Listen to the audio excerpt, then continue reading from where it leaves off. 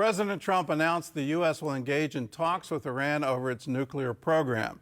He said that Iran will be in great danger if they don't make an agreement. Well, the president also told reporters that he isn't backing off his tariff policy. He's even threatening an additional 50% tariff on China. CBN's Wendy Griffith has more. In the face of fears of a wider global trade war, President Trump is sticking to his tariff policy and telling Americans not to panic. Despite turmoil in the markets over the past few days, President Trump told reporters he won't pause the tariffs. Well, we're not looking at that. We have many countries that are coming to negotiate deals with us, and they're going to be fair deals. And in certain cases, they're going to be paying substantial tariffs. A trade war with China looms as Trump threatened to impose an additional 50% tariff on China's imports if they don't remove their 34% retaliatory tariffs on U.S. goods. Economist Tim Desher on CBN's Faith Nation says the tariffs could mean higher prices for American consumers and says the administration needs to take additional action. There is a serious risk that prices not only from tariffs are going up on consumers, but also prices because the tax cuts are set to expire. So there is a ton of work that has to be done as soon as possible here in order to get prices down and ensure that they don't rise in the future. In an Oval Office meeting with the president, Israeli Prime Minister Benjamin Netanyahu promised action in hopes Trump will kill the 17% tariffs imposed on Israeli products. We will eliminate the trade deficit with the United States. We intend to do it very quickly. We think it's the right thing to do. And we're going to also eliminate trade barriers, a variety of trade barriers that have been put up unnecessarily.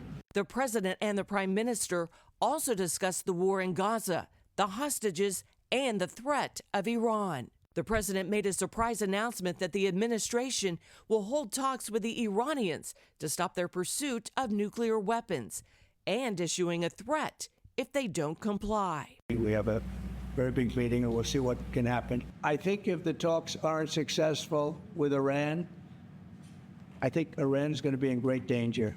And I hate to say it, great danger, because they can't have a nuclear weapon. President Trump says the administration will hold direct talks with Iran in Oman Saturday. The Iranians, however, claim the discussions will be indirect. Wendy Griffith, CBN News. Well, CBN White House correspondent Kelly Wright joins us now for more. So, Kelly, let's start with the Iran talks. What do we know about the negotiations and who's participating?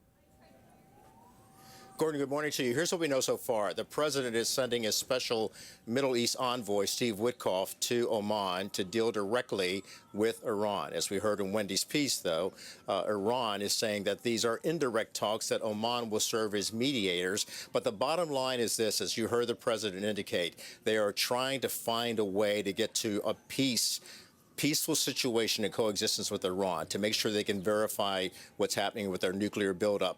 And if they don't do that, then there's the threat of some sort of military action that might take place. And that is what many people are watching. The hawks within the administration say military is the way to go. The president is stating that the diplomacy route is what he wants to do first. That's what's taking place this Saturday. But it surprised everyone, including Bibi Netanyahu, who has sternly warned American presidents not to deal directly with Iran because they cannot be trusted. Gordon?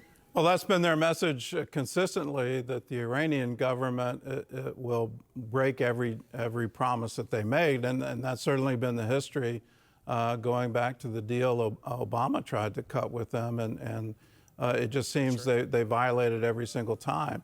And the Europeans are also joining on this. The nuclear watchdogs that have been appointed say that they routinely hide what they're doing.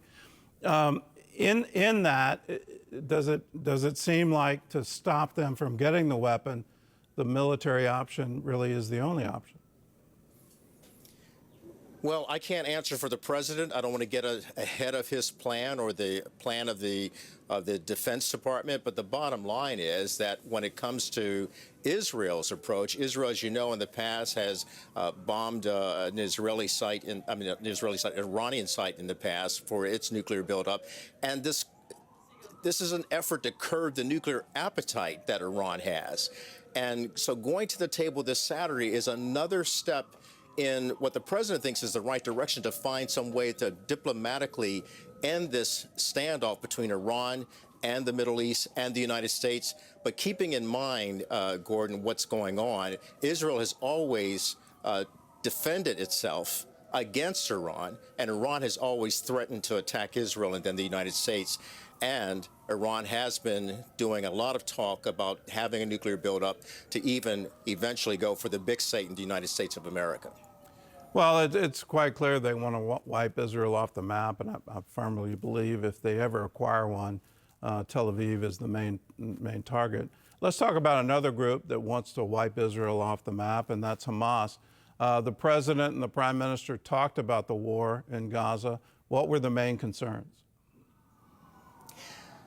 I tell you, their main concern has always been the hostages. There are 59 hostages remaining, including Adnan Alexander, who is an American from New Jersey. He is still there in captivity by Hamas. The president has been urging Hamas to do the right thing and release these hostages. Both of these leaders in the Oval Office yesterday, Gordon, talked about their concerns for the hostages and about keeping Hamas in control and actually not in control rather, but getting rid of Hamas to make sure they can never be in control again of the Palestinian people so that Gaza can have a better future. Here's what they had to say. You know, having a peace force like the United States there, controlling and owning the Gaza Strip would be a good thing. It's going to take years to rebuild Gaza. In the meantime, people can have an option. The president has a vision. Countries are responding to that vision. We're working on it. I hope we'll have good news for you. Gordon, here's something else that the president talked about, which really struck me. He talked about those 10 hostages who were freed from captivity by Hamas, and he met here in the Oval Office. He talked about the fact that he asked them questions about what their suffering was like. And then at one point, seeking to find out if Hamas showed any compassion, he said to all of them, he asked them the question, did they show you at any time any love? And he went on to say that they responded, no, they did not. In fact, he talked about the fact that they were keeping them in underground tunnels. He said it was more than a tunnel, it was like a pipe. And he talked about the horrible conditions. It could show you that the president was compassionate. It showed you that the president was concerned about the hostages and about their outcome. And he's definitely concerned about the 59 hostages remaining in captivity today. And with that, Gordon, he surprised people again by stating that it would be good to have a U.S. peacekeeping force in Gaza to make it a freedom zone, is what he said. That would be a game changer, but I would fear for the safety of our soldiers there. That didn't work out in Lebanon under Reagan, and they would absolutely be a target. Let's change to tariffs, to the economy. And some of the president's supporters in the financial world, some Republicans in Congress, and I've got to say, my retirement account, are all concerned about the impact of the tariff policy. What's the message going to the president? I'll begin with Jamie Dimon, who, of course, is the CEO of J.P. Morgan Chase. He has stated that this would cause a slowdown in our economy. He's quite concerned about it. Senator Ted Cruz, he's very concerned about what these tariffs might do, that it might lead to an economic disaster. And, of course, Democrats are stating that the president is putting the United States in economic peril. The president remains very adamant about what he intends to do, and that is to make sure that we keep pushing forward with the tariff plan. He is stating he will not quit. So one has to wonder what he's doing with the art of the deal. He is the ultimate deal maker. There are countries calling him to negotiate. We've seen the EU negotiate. We've seen Israel do that as well. He's talking to Japan and other countries, Vietnam, Australia. So it remains to be seen how this is going to play out. Wall Street, of course, is very uncertain.